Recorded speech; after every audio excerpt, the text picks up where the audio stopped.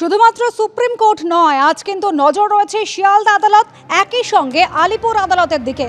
আরজিকর মামলায় ধর্ষণ খুনের শুনানিতে আজ সঞ্জয় রায়, সন্দীপ ঘোষ এবং অভিজিৎ মণ্ডল তাদেরকে শিয়ালদা আদালতে তোলা হবে। প্রাক্তন অধ্যক্ষ সন্দীপ ঘোষের নার্কো অ্যানালিসিস এবং টালা থানার প্রাক্তন ওসি অভিজিৎ মণ্ডল তার পলিগ্রাফ টেস্ট করানোর আবেদন আগেই জানিয়েছে সিবিআই। দুজনের সম্মতি রয়েছে কিনা তা নিয়ে আজ শুনানি রয়েছে। গত কয়েকদিন তদন্তে আর কি তথ্য সামনে এসেছে, কি অগ্রগতি হয়েছে তা আদালতে পেশ করতে চলেছে আজ সিবিআই। আর এর আগে শুনানিতে সিবিআই দাবি করে চিকিৎসককে ধর্ষণ খুনের তথ্য লোপাটের ছক কষা হয়েছিল টালা থানাতে বসে। এ প্রসঙ্গে আজ আর কি জানায় সিবিআই, সেদিকেও কিন্তু নজর থাকবে।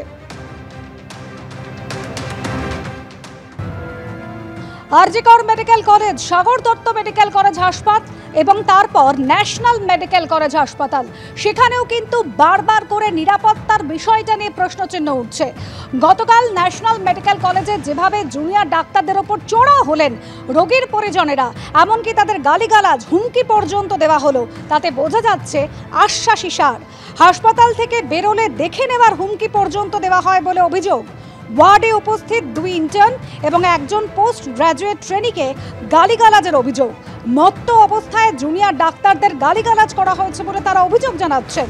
হাসপাতালে সে সময় পুলিশি নিরাপত্তা ছিল, তা সত্ত্বেও কিভাবে মত্ত অবস্থায় সার্জারি ওয়ার্ডে ঢুকলেন রোগী এবং তাদের আত্মীয়রা, সেই নিয়ে প্রশ্ন উঠছে।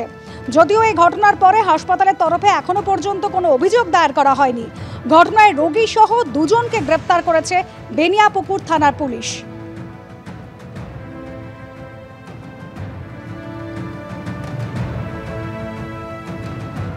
মদ্যপ পেশেন্ট এবং পেশেন্ট পার্টি কম করে 10 জন, সঙ্গে মহিলা, এনারা ঢুকে আসেন। তো এক্ষুনি চিকিৎসা চাই, না হলে বাইরে আয় দেখে নেবো, এরকম কথাবার্তা শুনতে হয়। আমাদের ওপর রীতিমতো চড়াও হয়। এই সময় পুলিশ কেউ আসেনি, কোনো সিকিউরিটি পুলিশ পার্সোনাল সাহায্য করতে এগিয়ে আসেননি। তারপরে আমাদেরকে যখন একেবারে কোণঠাসা করে ওয়ার্ডের কোনায় পাঠিয়ে দেওয়া হয়েছে এমার্জেন্সি থেকে, সেই সময় ওনাদের বাড়ির লোকরা নিজেরাই, যেহেতু ওনার হাতে গভীর ক্ষত ছিল, ওটিতে নিয়ে যেতে হবে, ওনারা ওটিটা কোথায় সন্ধান পেয়ে ওটির দিকে গিয়ে ধাওয়া করার চেষ্টা করে। কোনো ইনস্টিটিউশনাল এফআইআর লজ করা হয়নি। আমরা চরম নিরাপত্তাহীনতায় ভুগছি।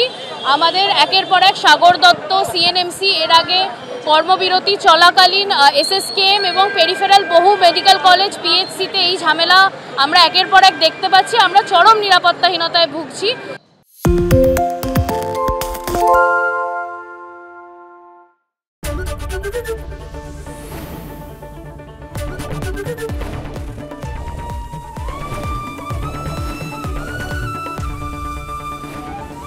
এবিপি আনন্দ, এগিয়ে থাকে, এগিয়ে রাখে।